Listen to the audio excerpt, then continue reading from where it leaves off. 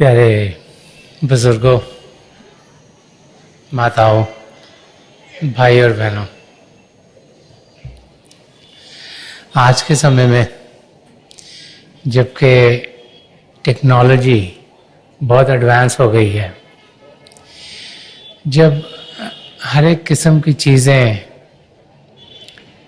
हमारे सामने आती हैं, जबकि ज्ञान ऐसे लग रहा है कि दिन ब दिन बढ़ता चला जा रहा है। वो समय जब दुनिया के किसी भी कोने में बैठे हुए हमें जानकारी पा सकते हैं कि दूसरे हिस्सों में क्या हो रहा है। कम्युनिकेशन बहुत बढ़ गई है।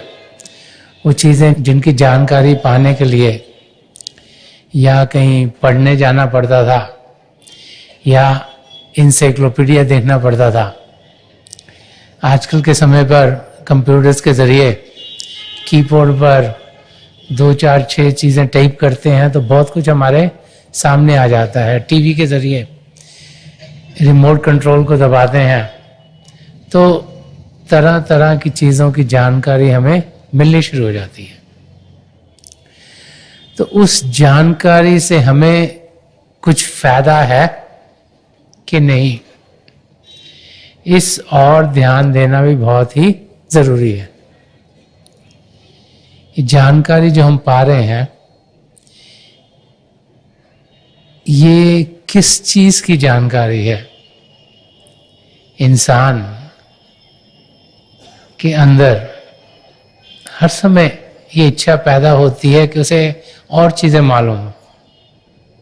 जब हम अपने कल्चर में जीते हैं तो हम सोचते हैं कि उस कल्चर की हमें बहुत जानकारी है, क्योंकि बचपन से उस कल्चर में पैदा हुए, उसके जो रीति रिवाज हैं उनसे हमारी जानकारी है, जो उनकी समझे हैं वो हमें समझ आती हैं। और फिर हम किसी और से मिलते हैं, जो आजकल के समय में एक कल्चर के लोग दूसरी से मिलती हैं, एक देश के लोग दूसरे देश के लोगों से मिलते हैं, क्योंकि सोसाइटी कुछ ऐसी हो गई है कि लोग आसानी से एक से दूसरी जगह जा सकते हैं और पूरी इकोनॉमी भी अब इंटरडिपेंडेंट हो रही है ग्लोबली। और हिंदुस्तान की कंपनियां बाहर चीज़ें भेजती है, बाहर की कंपनियां चीज़ें यहाँ भेजती हैं। ऑफिसेज अलग अलग किस्म के लोगों ने अलग अलग देशों में खोले हैं। तो फिर रोज़ाना हम उन लोगों से मिलते हैं जिनकी सभ्यता, जिनकी कल्चर हमसे अलग हो। हम सोचते हैं कि इनकी हम जानकारी पाएं, और फिर क्योंकि उनसे काम करते हैं, उनसे मिलते हैं, उनको समझना चाहते हैं, उसके लिए जानकारी और उनकी कल्चर, उनकी बैकग्राउंड, उनके ख्यालात, उनकी समझ क्या है, उस और हमारी जाना शुरू हो जाती है।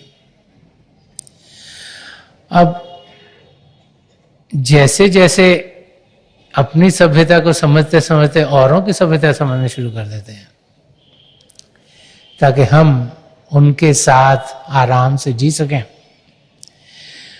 तो हम देखते हैं कि समय जो रोजाना हमें मिलता है 24 घंटे, वो अपनी समझ को सही करते करते ही गुजर जाता है। उस लिहाज से जिससे हम सोचते हैं कि हमें फायदा होगा। काम पर जाते हैं, 8-10 घंटे वहां लगाते हैं, कुछ अपने देश के बारे में समझने की कोशिश करते हैं, अपनी सभ्यता को जानकारी पाते हैं, कुछ और ध्यान हम डालते हैं क्योंकि वो चीज़ें ज़रूर लगती हैं।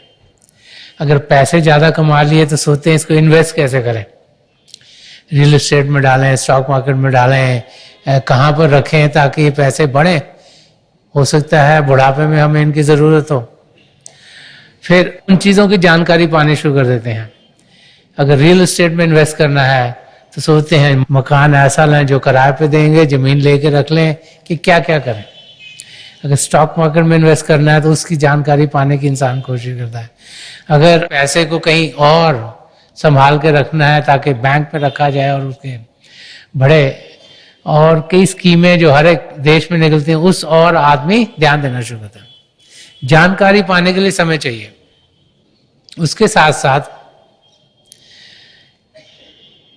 जहां भी रहते हैं वहां पर ये चीजें जिनसे हम सोचते हैं कि हमें आराम मिलेगा, सुकून मिलेगा, हमारे टेंशन दूर होगी, जैसे स्पोर्ट्स सबको अच्छी लगती हैं, चाहे क्रिकेट के मैच चल रहे हों, चाहे सॉकर के मैच चल रहे हों, या किसी और किस्म की स्पोर्ट्स हो, ज़्यादातर जो स्पोर्ट्स को आदमी देखता है या खेलता है उसको बड़ा अच्छा लगता है, स्पेशली जब उनकी टीम जीतती है।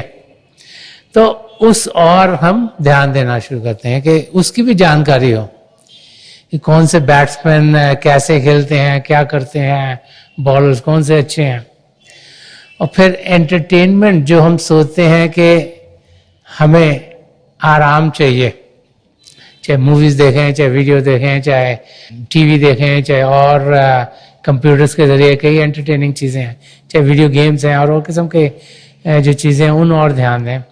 तो अगर देखें तो 24 घंटे ऐसे गुजर जाते हैं जैसे कि इन सब चीज़ों की जानकारी पाते हुए और सब कुछ ना समझते हुए लगता है कल कुछ और करना है,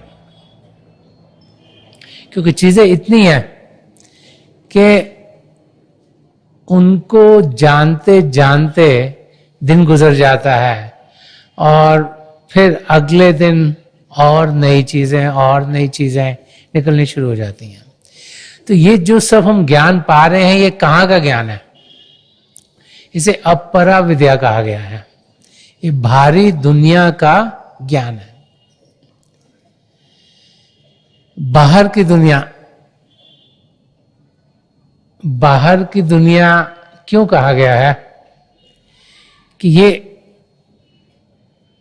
हमारे असली रूप से अलग है। हम सब अपने घर को अपना घर समझते हैं। उस घर के दायरे से जो चीज बाहर होती है उसको हम सोचते हैं ये बाहर की है। एग्जाम्पल के तौर पर जब हम अपने रिश्तेदारों को मिलते हैं, बाल बच्चों को मिलते हैं, पति पत्नी को मिलते हैं, माँ बाप को मिलते हैं, भाई बहन को मिलते हैं और रिश्तेदारों को मिलते हैं, हम सोचते हैं अपने हैं। क्यों? हमें लगता है कि इनसे हमारा खून का रिश्ता है, ये हमारे अपने हैं। तो जो नजदीकी चीजें, नजदीकी बातें, दुख सुख हम उनसे करते हैं। उस दायरे के बाहर जो उसको कहते हैं ये बाहर के लोग हैं, उनको हम अपने आप से अलग करते हैं। तो इसे बाहर की दुनिया क्यों कहा गया है? कि हमारे असली रूप से ये अलग है। और अगर बाहर की दुनिया की जानकारी पाते रहे तो जिस कार्य को हम करने आए हैं वो हमारा कभी पूरा नहीं होगा। महापुरुष हमें समझाते हैं कि हमें अंदर की दुनिया की जानकारी पानी है। अंदर की दुनिया जो कि आत्मिक दुनिया है, जिसे परा विद्या कहा गया है। हमें जानना है कि हम कहां से आए हैं, किस देश के हम वासी हैं। हम लोग तो अपने आप को सोचते हैं जिस देश में पैदा हुआ वही हम हैं। संदर्शन सिंह जी महाराज फरमाते थे कि नाम है आदमी तो क्या, असल में रूह इश्क। कि भारी रूप से हमें इंसान कहा गया। हम सोचते हैं कि वही हमारा रूप है, क्योंकि इंसानी चोला हमें दिखता है, शरीर दिखता है, ये आंखें दिखती हैं, नाक दिखता है, मुंह दिखता है, हाथ दिखता है, और इसी को हम सोचते हैं कि हमारा असली रूप है। तो संदर्शन सिंह जी महाराज फरमाते नाम है आदमी तो क्या, कि अगर मुझे नाम दे दिया गया, बच्चा पैदा होता है तो कोई ना कोई नाम दे दिया जाता है, उसी नाम से जिंदगी भर उसे पुकारा जाता है और वो नाम इस शरीर के साथ जुड़ जाता है। लेकिन असली रूप में हम कौन है? रूह इश्क। एक आत्मा, एक सोल जो प्रभु के प्रेम से भरपूर है, जो प्रेम से भरा हुआ है, उसके अंदर जो प्रेम है वो पिता परमेश्वर के लिए है। उस प्रेम का हमने अनुभव करना है। प्रभु का प्रेम जो हम सबके भीतर है, पिता परमेश्वर जो बाहर की दुनिया में नहीं, अंदर की दुनिया में मिलते हैं। परमात्मा जिसे जानने के लिए, पहचानने के लिए आउटर स्पेस पे जाने की जरूरत नहीं, उनकी जानकारी पाने के लिए ध्यान अंदर की दुनिया में करना है। और जो अंदर में चिदाकाश है, जो अंदर के रीजन्स हैं, जिन्हें आध्यात्मिक रीजन्स कहा गया है, उनकी और कदम बढ़ाकर उसकी जानकारी पाना ही पराविद्या है। और संदर्शन सिंह जी महाराज फरमा रहे हैं कि सारी जमीन है मेरा घर, सारा जहां मेरा वतन। अब ये जो शरीर है, ये तो एट अ टाइम, एक समय में एक ही जगह रहता है। आज दिल्ली में है, कल फ्रैंकफर्ट में है, परसों शिकागो में है। ये इसको फिजिकली मूव करना पड़ता है, नहीं तो ये एक ही जगह पर रहता है, इस एरी में रह रहा है। लेकिन आत्मा को कोई रुकावट नहीं, उसका घर सारा जहां है। ये धरती, आसमां, सितारे, चंद्रमा, सूर्य, ये गैलेक्सी और गैलेक्सी और बहुत से और रीजन्स, मंडल, जिनमें आत्मा आसानी से आ जा सकती है। इस समय हमारी आत्मा इस शरीर के अंदर कैद है। इसे छूट सकती है, लेकिन कैद है। क्यों? क्योंकि कर्म उसके साथ जुड़े हुए हैं और कर्मों को झेलने के लिए हम सबको ये शरीर दिया गया है। इसमें आत्मा को डाल दिया गया और जो जो कर्म उस आत्मा के इस जिंदगी में कटने हैं, वो हमारी जिंदगी में समय जरूर आएंगे। कुछ नीच के समय, कुछ ऊंच के समय, कुछ हंसी के समय, कुछ दुख के समय, उनमें से हमने गुजरना है। अगर इस जेल खाने से बाहर निकलने की तरकीब हमें मिली नहीं, तो फिर चाहे हमारी फिजिकल डेथ हो जाए, शारीरिक रूप से मौत हो जाए, हमें फिर एक और जेल खाना मिल जाएगा। जैसे कैदी को नहीं एक जेल खाने से दूसरे में मूव करते, दूसरे तीसरे में मूव करते, चौथे में मूव करते हैं। सोचते ये खतरनाक है, इसको पहले इस किस्म के जेल खाने में रखो। अगर इसने अच्छा काम करे इसको बेटर जेल खाना दो, अगर अच्छा काम नहीं करे और इसको गंदा जेल खाना दो। वही हालत हमारी आत्मा के साथ है। अब जेल खाने से हम निकल सकते हैं। जेल खाना जितना मर्जी अच्छा हो, जेल खाना ही रहता है। हजूर बाबा सावन सिंह जी महाराज अपने सत्संगों में फरमाया करते थे कि एक जेल में बहुत से कैदी थे। तो कोई साहूकार आया, उसने देखा कि ये तो रहने का इंतजाम अच्छा नहीं है, बिल्डिंग बहुत खराब है। उन्होंने कहा अच्छा इनको पेंट कर दो, इनके बिस्तर वगैरह अच्छे कर दो। एक और आया, उसने कहा इनको तो खाना पीना अच्छा नहीं मिल रहा, इनको खाना पीना अच्छा दे दो। एक और उसने कहा ये तो कपड़े बड़े गंदे से पहनते सारे, इनको नए कपड़े दे दो। लेकिन ये सब चीजें होने के बावजूद भी जब कैदियों को पूछा गया कि तुम्हारी हालत क्या है, तो उनका ठीक है हमें ये सहूलियत तो है, लेकिन हम कैदी के कैदी हैं। तो जब कोई ऐसा इंसान आया जिसने ताले को खोला और कैदियों को रिहा किया,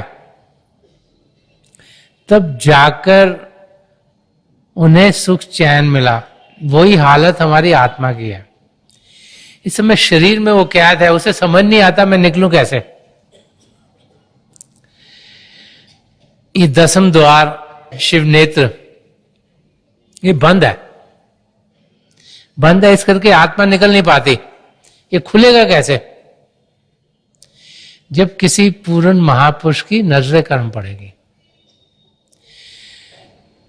वो जिनके पास चाबी हो इसको खोलने की, वो जो अपनी तवज्जो देकर नामदान के समय इसे खोल देते हैं, तो हमारी रूह को अंदर के मंडलों में जाने का रास्ता दिखता है। जब उसे रास्ता दिखता है तब फिर उस मंडल में वो जा सकती है, उसको मदद चाहिए। अब शरीर को एक जगह से दूसरी जगह ले जाने के लिए जब रास्ता दूर हो, तो ये हम कार से जाएंगे, घोड़े के ऊपर जाते थे ओल्ड टाइम में, लोग कैमल्स पे जाते थे, बैलगाड़ी पे जाते थे। आजकल के टाइम में कार्स हो गई, ट्रेन्स हो गई, हवाई जहाज हो गए, शिप्स हैं। किसी चीज की जरूरत होती है, और अंदर की दुनिया में जाने के लिए एक पूर्ण महापुरुष अपनी छवि, अपना सुनहरा रूप यहां छोड़ देते हैं, ताकि हम को जो जो मदद चाहिए वो मिल पाए। अंदर की दुनिया से वो वाकिफ है, उसकी उन्हें जानकारी है, तो वो हमें अपनी मंजिल तक पहुंचा देते हैं। तो जो सफर हमारी आत्मा ने करना है, ये इस जिंदगी में अगर हो गया पूरा, तो फिर दोबारा से किसी और योनि में जाने की जरूरत नहीं। इसीलिए इस शरीर का बहुत महत्व है। ये तो आत्मा बार बार बार 84 लाख जियाजुन में भड़कती रहती है। सिर्फ इस मानव चोले में ही वो सब कुछ हमें मिला है जो हमें चाहिए अपने आप को जानने के लिए, पिता परमेश्वर को पाने के लिए। तो इस स्टेट में आना एक बहुत बड़ी बरकत है, और अगर ये चांस हमने गवा दिया तो फिर हम अपनी मंजिल तक पहुंच नहीं पाएंगे। हमें इस मौके का पूरा पूरा फायदा उठाना चाहिए। यही महापुरुष हमें समझाते हैं। ये जो सफर है हमारी आत्मा का, ये बहुत लंबा है। हजारों लाखों सालों से हमारी आत्मा प्रभु से अलग है। कभी एक योनि में भड़कती है, कभी दूसरी में भड़कती है, कभी तीसरी में भड़कती है। अब हमें सुनहरा मौका मिला है ताकि हम 84 लाख जियाजुन से छुटकारा पा लें। बार बार बार महापुरुष हमें समझाते हैं कि हम सब अपनी मंजिल तक जरूर पहुंच सकते हैं। समय का इस्तेमाल प्रॉपर्ली करना है। जो प्रभु के प्रेम की बूंद हमारे अंदर है, जो हमारी आत्मा है, उसको उभार देना है। प्रभु के प्रेम का अनुभव जितना ज्यादा करेंगे उतना हम अपनी मंजिल की नजदीकी पाएंगे।